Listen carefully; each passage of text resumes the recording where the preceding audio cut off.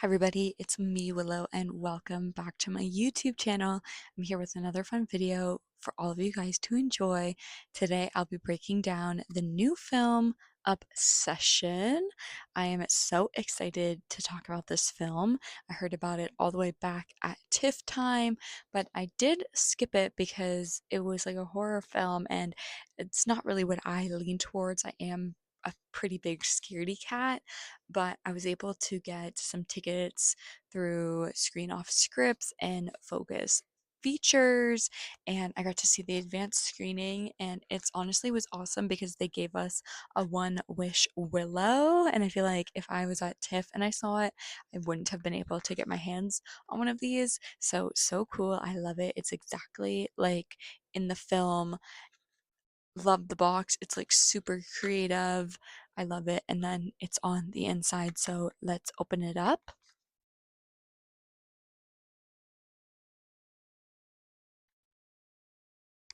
Here we go, my One Wish Willow. You have to be very careful with your wish and make sure it is the right one because you only get one wish. So, love this. I love that I have this in my collection.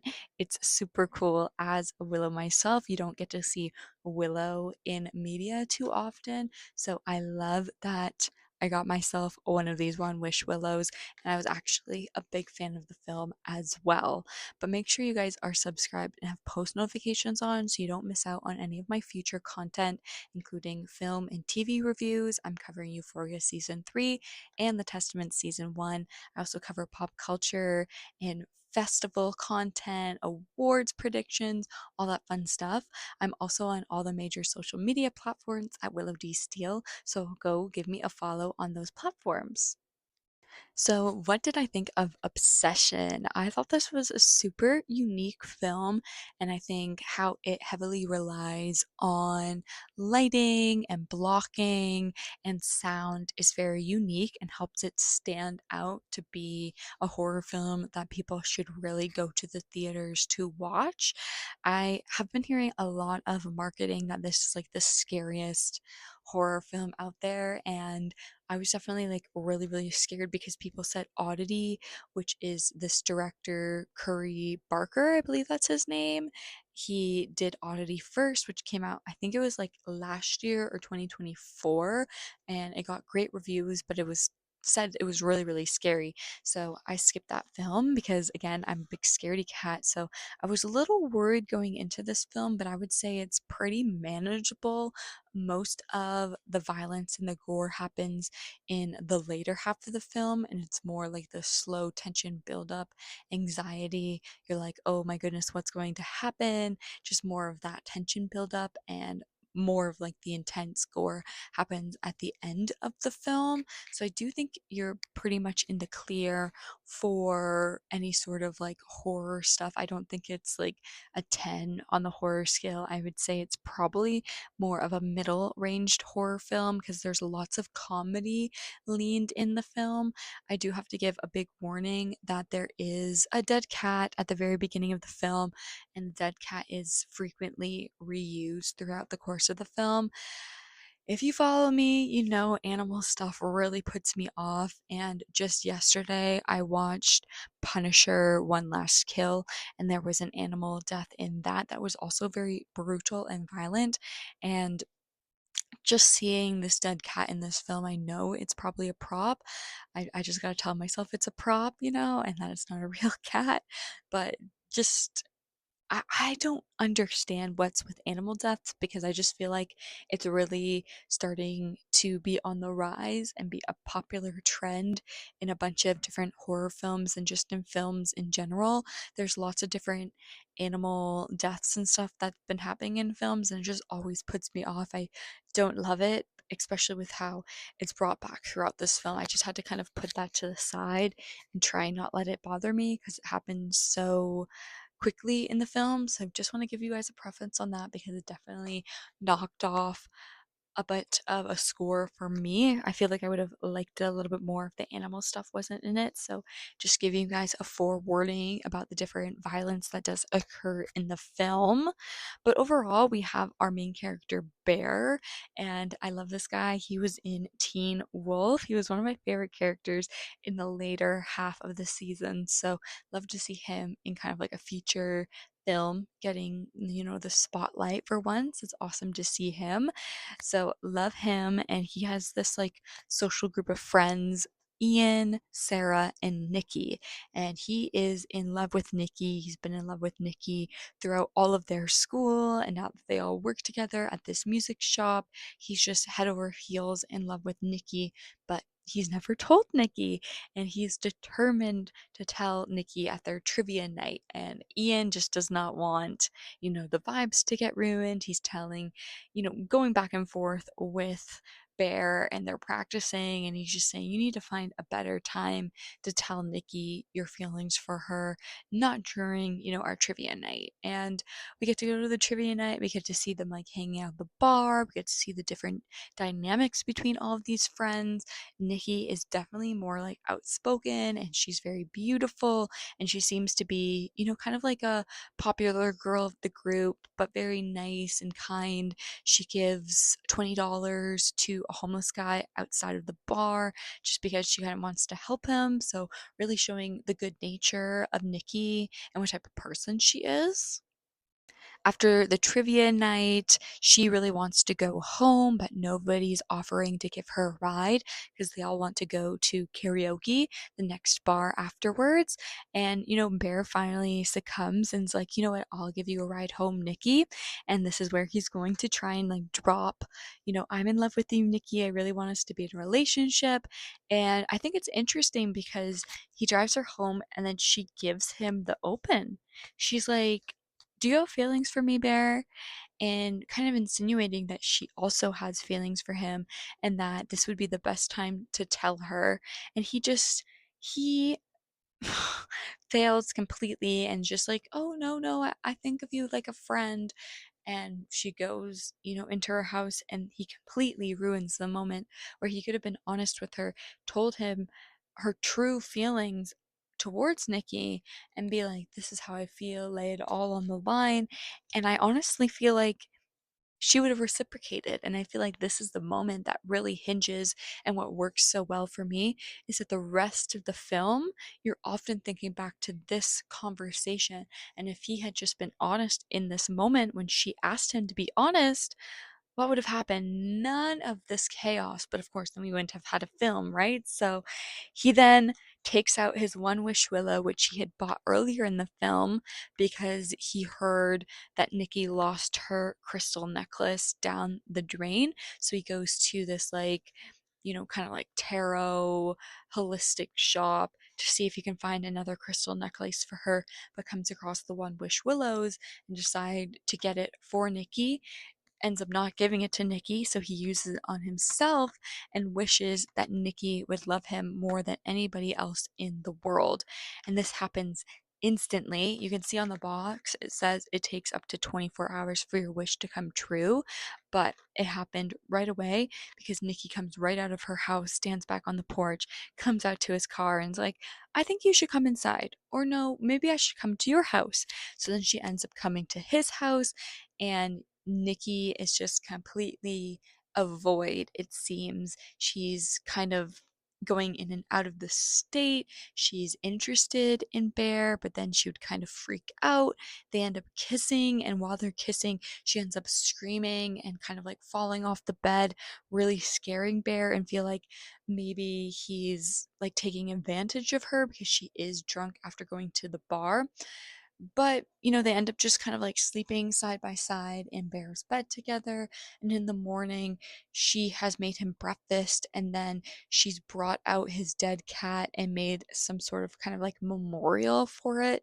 Very, very creepy, very weird. He does not like this.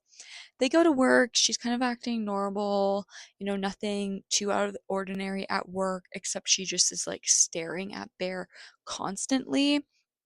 And it's very, very off-putting because she also mentions that her dad is dying, and this is one of the reasons that really convinces Bear to let her like come home with him, because she's just kind of in this really emotional state, and he assumes that she's drunk under the influence and upset about her dad dying, so they, go home together.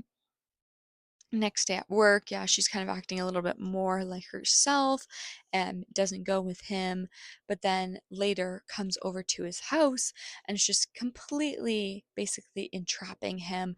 And at one point, she just becomes so obsessed with him and keeps tracking him down and won't let him leave her side. And we get to see this one instant where he does go to work because she put in her 2 weeks and doesn't work at the same place as him anymore. And when he leaves to go to work, she's basically a robot. She's completely still. She is frozen on the carpet. She urinates herself and she also defecates herself. She is a complete mess. And when he comes home, he's in shock to see that she's stopped in this place and has made a mess of the carpet. And she's just so apologetic. She's like, "Oh, I'm so, so sorry. I'm disgusting. I will go have a shower. I'm sorry. I was just waiting for you to come home." And it's just like so irrational. They're sleeping in the middle of the night. He wakes up maybe at the witching hour. She's not beside him, but she's in the corner lurking in the dark. And this is when like the lighting and the blocking just comes into play so perfectly, because he will be shot like in the light of kind of like the natural light from like the moonlight coming out from the window, and then she'll be completely encapsulated in the dark and you can barely see her on the screen, and all you can hear is her voice talking in the distance, and then maybe you can kind of see like a tiny little outline of her. And there was this one point where her eyes are like glowing, and it's so really paranormal effect. It's really freaky and super effective to show that there is something possessing Nicky. This is not Nicky. Nicky is like an entity of what she once was. It is scary. It is scary for sure. Very, very effective. I love this blocking. And then she'll like kind of like run to the other corner, or she'll like run up to Bear as if she's going to attack him. And she's like, "I would never hurt you. Don't worry, Bear. I love you, baby." And she's just so flippin' freaky. It's so, so eerie and like uncanny, because it just feels like she looks completely normal, she's this beautiful like girl that we met at the beginning of the film, but it's not her, it's so flippin' freaky. There's even this one point when Bear tries to leave and the front door is completely duct taped shut and he really struggles to get it open. And she's like, "Well, maybe if you can't get the door open, you can just stay at home all day with me." And you just really see this obsession start to grow from Nicky, this entity that's taken over her from the One Wish Willow. And she's just so irrational and won't let Bear leave her sight. When he wants to go to the bathroom, she wants to stand outside and wait for him. When they go to sleep, she has to be like holding him and tugging him and just like not letting him out of her sight. There's this one moment when Sarah, their friend, who has been implied to have a crush on Bear throughout the film, asks him to come meet her at the park in the middle of the night, and he has to try and sneak out without her noticing. And we get this moment where the actual Nicky is talking through her body, like her entity, and saying, "She's asleep right now. It's me, Nicky. Can you please kill me? Can you please kill me? Like, I'm stuck here. I am just locked in and can't break out at all." And there's another moment when he goes back to the holistics shop and he's trying to understand what's going on with the One Wish Willows. He calls the customer service number on the box and he says that he wants to like alter his wish and they won't let him. He wants to cancel his wish, they won't let him. The only way to cancel the wish is if he dies. And he says he just wants to have Nicky back. He just wants them to be friends. And the person on the other end is like, "Oh, you want to hear Nicky?" And then he puts Nicky on the line and it's just her screaming at the top of her lungs. So you can see that Nicky is entrapped in this entity that is no longer Nicky, this obsessed Nicky who's in love with Bear. So I think that is crazy just kind of seeing that she's kind of stuck and locked in. She has no way of having any sort of consent. We see these moments where Bear is having intercourse with her, and we have the entity kind of like expressing and being enthusiastic, but her face is completely like blank. And yeah, that's really eerie to me, just the idea of consent and her being completely locked in and having no way to get out. And Nicky, throughout the course of this is just saying, like, why don't you love me to Bear? And it's freaking out. This entity is just obsessing over Bear and the understanding that he doesn't love her to the same extent that she loves him.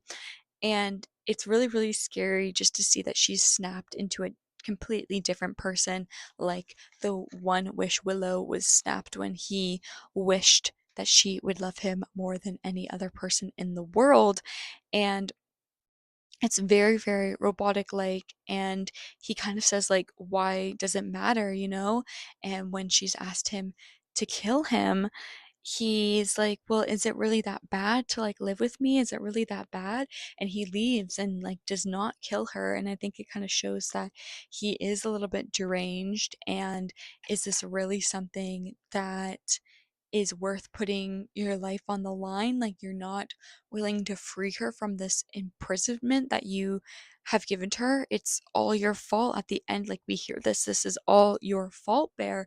You are the reason why Nicky is the way that she is now. So very, very freaky. And we get another moment like halfway through the film with Ian trying to separate Nicky and Bear by getting Bear to go to a boys' night, and Nicky will not let him go by himself. So she goes with him. It's very uncomfortable. Everybody just knows that Nicky is not acting like herself these days. They play this sort of like Jenga that has like, it's like ultimate Jenga where it has like dares and truths, I think, on the back of the pieces. And I don't know what Nikki's piece said, but she kind of gives off this huge monologue, and she says it's a part of her book that she's writing, and it is so freaky. It's like very psychosexual, and is talking about like brother and sister kind of having intercourse or something. I feel like I would have to break that down more with the director and see where that kind of came from, but super freaky. And then Bear picks the piece, kisses the person to the left of you, which is Sarah. And of course, Nicky freaks out and she plops herself right in between them and makes Bear kiss her. And she's just freaking out. And at this one moment during this party, she ends up taking a bottle, breaking it, and just kind of like stabbing it in her face. And this is kind of the beginning of the violence. So when this happens, the violence starts to amp out throughout the rest of the film. And later we get the scene with Sarah and Bear coming together when she'd messaged him saying that she wants to meet him. He's able to sneak out, past the entity because the entity's asleep. He's not going to kill Nicky, even though she's asking and begging him to do it. He meets up with Sarah, and there's this whole like storyline of her trying to get into artist school, and he is there to try and help her open the envelope and reveal if she's gotten to artist school or not. They've having this bond as a friend. There's also maybe like a little bit of a romantic inkling also on Bear's side at this point. It seems like he's just completely done with the Nicky situation and he's thinking about what could have been. Maybe he could have been with Sarah and maybe everything would have just been normal and he would have been much more happy with Sarah than he would have been with Nicky at this point. So they're having this very beautiful moment in the car together in the middle of the night, and then all of a sudden you hear this huge crash, and it's Nicky. She's broken the window of the driver's side, and she has a brick in the one hand near the steering wheel, and then she takes her other hand and bashes Sarah's face into the brick multiple times until she is just completely defaced. It is brutal. I could not watch it. It was a little too much for me. I would say that's probably the most brutal scene. And then the two of them have to try and hide the body. And then Nicky takes the body to Bear's house and kind of strips her and puts her in this really precarious position in a chair. That's also pretty brutal to see, just to see kind of like the violence on women there. Not something I love to see. Very, very not pleasant to the eye. So that's your horror shit. I would say that's probably the most intense. We do get a couple other self-harm stuff happening to Nicky throughout the film. So do just be wary of that. But overall, like this is just kind of like a balls to the walls film. It's completely deranged because by the end of the film, we have poor bear just buying more One Wish Willows, hoping he can make another wish, but you only get one wish, so he can't make it. So he goes to Ian trying to explain that this is truthful. Please make a wish to make her not be in love with me anymore, just so we can be friends. Of course, he's not believing it, so he breaks in and goes, I wish I had $1 billion. Billions of dollars fall from the sky. This does not help Bear out whatsoever. Poor Ian comes over in the middle of the fight between Bear and Nicky. He gets killed because we have a gun that Nicky's just wheeling around crazy because she's like, I'm gonna kill myself because you don't love me as much as I love you. And he tries to get her to break the One Wish Willow and do it for him and say that she doesn't love him anymore, and she won't. And it's just so crazy. He tries to commit suicide with the gun. He can't get himself to do it, and we have this like red herring or whatever that was brought in the beginning because the cat dies from the medication that he has in his home, and then he ends up overdosing on the medication. But at the same time, Nicky breaks the One Wish Willow and wishes that he would love her as much as she loves him.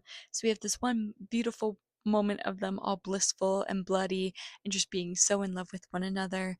And then Bear overdoses, and poor Nicky wakes up from this entity that she's been possessed by throughout this whole movie and sees the carnage of Sarah, Ian, and Bear all dead in front of her, and she's there completely just like demolished with her face and blood and tattoos and just completely a wreck and a shell of her former self. And it just works so well. It's so intense. I feel like the music is used so sparingly but so perfect. Lots of very eerie moments of like silence, and all you hear is just Nicky's voice screaming at the top of her lungs or whispering really, really low, I'm so sorry, I'm so sorry, I'm so sorry. Like, she's just so perfect, and I love the music. I think the sound just works so perfectly with it. Very, very eerie, adding to the uncanny like fear and tension of it all. Love it. I think it's great. I think the lighting is so much fun to have Nicky, this entity, really just like lurking in the shadows. You can barely see her face for the majority of the film, just like this fear of the unknown, knowing that that is not Nicky. That is not Nicky. It's this entity, this scary being just like taking over her body, possessing her, just being so obsessed with Bear. It is so frightening. I love just how grounded in reality this film is. I feel like there's a lot of horror films that have been out lately that kind of try to divert our expectations, and I feel like this definitely does it. I didn't know to like what extent this film would go to, and just seeing like Nicky be lost inside this void, and her, begging Bear at that one point to kill her and that she doesn't want to be a part of this anymore. It's just so heartbreaking, and I just feel like this is such a unique piece, and I just love how it really starts to boil up and it starts to overboil, near the end, and we get like really like slow pieces of this horror and violence build up, and then it just like blows up near the end. I just think it's so well done. I really love the minimalist of it, just having a couple of different locations of Bear's house, like the bar and their workplace, and kind of like the car. The car is a really central location. I love the different blocking and different uses that we get of the car throughout the film. I think that's pretty unique. And just the whole lighting atmosphere, the different hues. We have like a red hue at one point, the glowing of Nicky's eyes. All of this really adds to this uncanny, unsettling feeling of this horror film. So I just feel like it's done superbly well. This is definitely a film I would suggest other people to see. Even if you aren't that big of a horror film buff, this is a film I would still suggest you guys go check out. I think it's definitely a gem. I'd love to hear what you guys think about Obsession down below in the comments. If you guys have had a chance to see it, let me know all of your guys' thoughts. I'm also on all the major social media platforms, so you can give me a follow on Letterboxd, Serialized, the Awards Expert app, Instagram, and TikTok, all at Willow D Steele. So make sure you give me a follow there. Also, give me a subscribe and have post notifications turned on so you don't miss out on any of my future content coming out. Thank you guys so much for all of your engagement. I'm so grateful for all your support and just endeavors that I've put out. I'm just very, very grateful for all of the individuals, like you guys who come and support my videos and my channels and just like them and comment and subscribe. I'm so grateful to see my cinema loving community continue to grow with like-minded folks like you guys. So thank you so much for all the support. I definitely suggest you guys go out and check Obsession this weekend at your local theater. It is coming out this weekend wide for everybody to get the chance to see. So if Obsession sounds like something you'd like, make sure you get your tickets now so you don't miss it. Until my next video, make sure you guys keep getting lost in cinema. Bye!